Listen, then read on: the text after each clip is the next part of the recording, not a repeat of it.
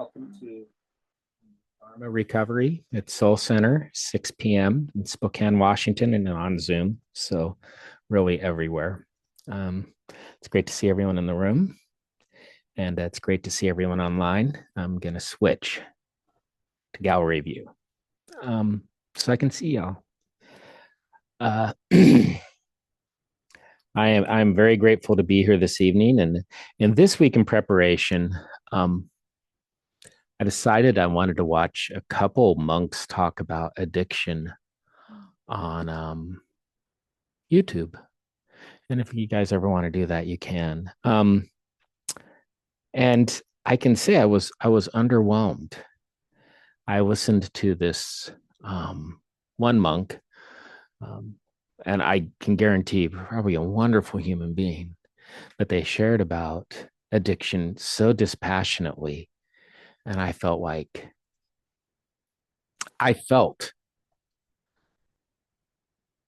they were never addicted. They didn't get the whole picture. And I'm not one who believes that you have to be an addict to be useful to teach about addiction. I never believed that, but it's helpful. And in this case, I think it would have been really helpful for both of them. Um, when I listened to them, they just talked about observing impulses and recognizing the different breakdowns on habit and what it looks like. And I really, really get the habit energy, right? Um, but I think what they were missing is if I go through their process myself, and if I listen to, me seeing something, experiencing something that's related to one of my addictions, and then wanting that, and then remembering the happiness from it, and then grasping for it, and then seeking it, right? If I can go through all that, and if that's useful from stopping me from using the substance forever, it's kind of like, and I love dandelions. I even wrote this here. I think dandelions are great, but it's just too good of a metaphor. I feel like if I do that, it's like I'm pulling at the dandelion.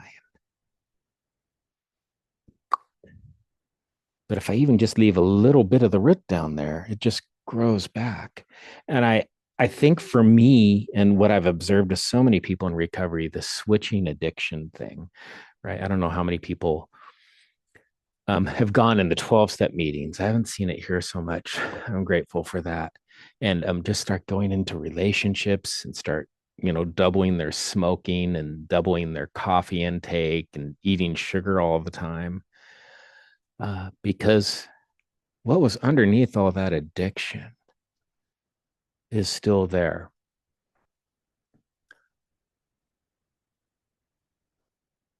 Me not wanting to make anyone, put anyone on blast. So I'm putting them on blast saying, you are missing the trauma, the seed that is underneath the addiction. And if we don't go into that when we meditate, right, then either our other addiction comes back or we find new ones, or worse, we find new ones and the old one comes back. I've done this. I know what that's like. And I that's why I think it's so important that our practice our practice in recovery, our practice in whatever our spiritual belief is. We talk about Buddhist practices here a lot. Um, they're so vital because there more will be revealed. There's more we need to do when we've escaped that habit energy. Um, when I reach that place, which I'm at now and I maintain now, where I can go into a tavern, right? Or go into a head shop or even go to a restaurant and not feel the need to eat everything off the menu, not feel the need to drink at all, not feel the need to smoke at all.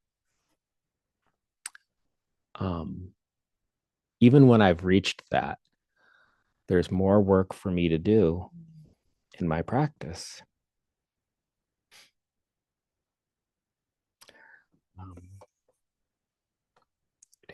notes. I do remember, and we talk about causes and conditions. And I want to throw a couple other my addictions out there. I'm out there. I've been a compulsive liar in the past. Something I have to watch. I like lying. And I've been a rager in the past. I like being angry. It gives me some kind of happiness, some kind of high. And I like being a know-it-all and pretending like I'm better than other people. And I know none of these things are true, and I can observe them, but the roots underneath that, like if I'm feeling that way, then I feel powerless. I would not seek that behavior unless I didn't feel powerless. And I've encountered my powerlessness, and I'm not talking the 12-step powerlessness. I'm talking the the humbling powerlessness of being able to influence reality or control reality in the way I would like. Not the acceptance of things as they are, but my inability to make things the way I want them to be. And that's where those rages come out. Causes and conditions. And what I love is I can look at my trauma. And the more I look at my trauma, the more I've actually managed to feel compassion for the people I used to blame for all my trauma.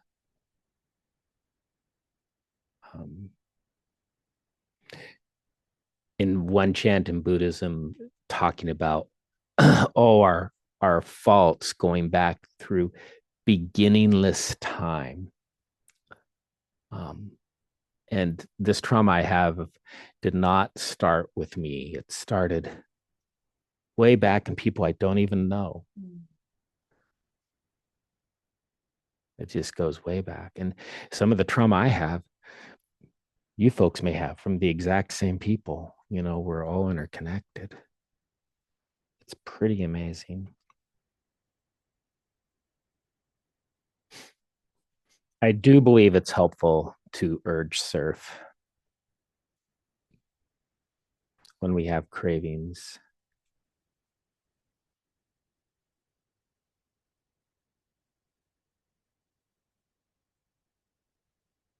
So if I find myself wanting, I'll say a hot fudge sundae, that's a big addictive thing for me. And I want to eat that in an addictive way. I can say to myself, wanting.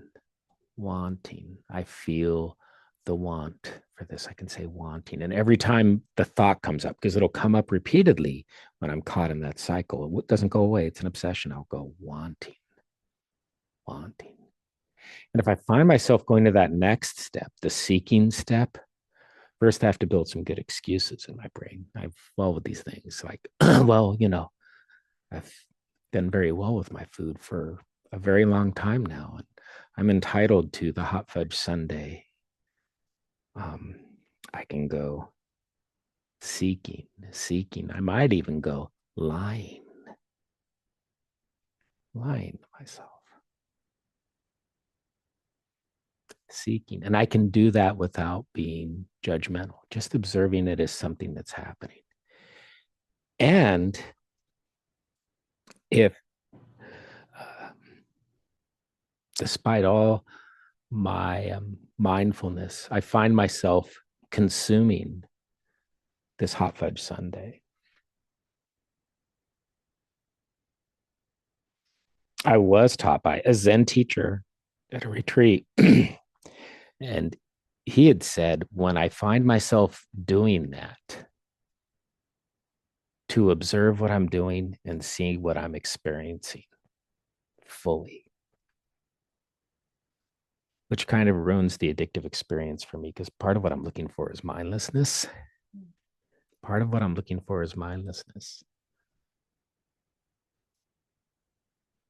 But to see what I'm looking for, what I'm experiencing, is it really pleasurable?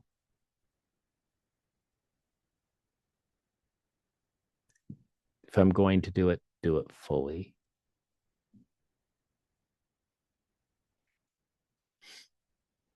I've would love for everybody who wants the freedom from drugs, alcohol, process addictions like food, pornography, or maybe rage or lying or gambling.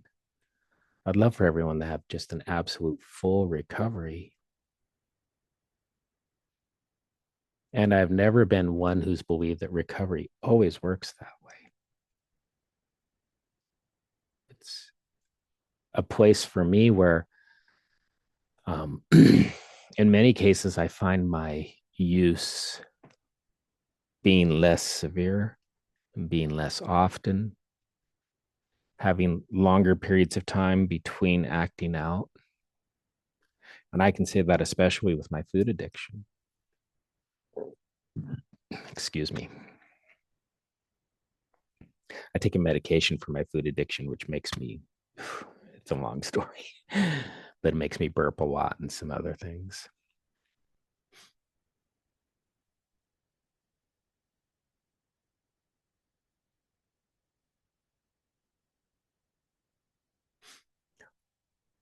For me, there was a continuous discomfort with how I wanted the world to be. And it wasn't the way I thought it needed to be for me to be safe and happy. So I acted out addictively.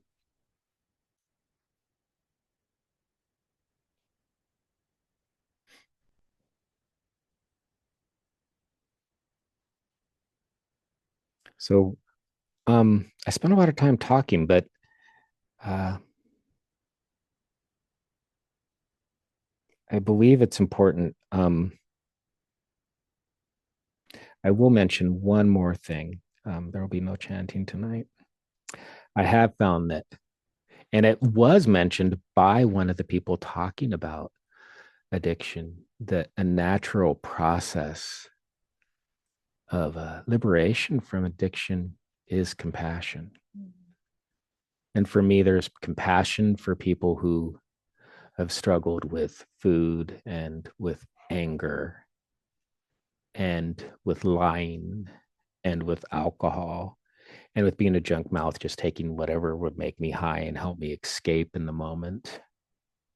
I call it a junk mouth. It's just if it's there and it seems relatively safe, I'll take it, even though a lot of it wasn't.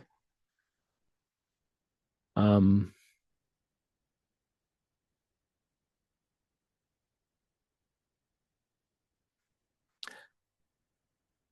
it's natural for me to want to help those people and to listen to those people and to learn from those people, us, to learn from us, to listen to us, to hear us, to want to help us is a byproduct of the growth I have over my attachment and enthrallment um, to these things, the liberation I have from that.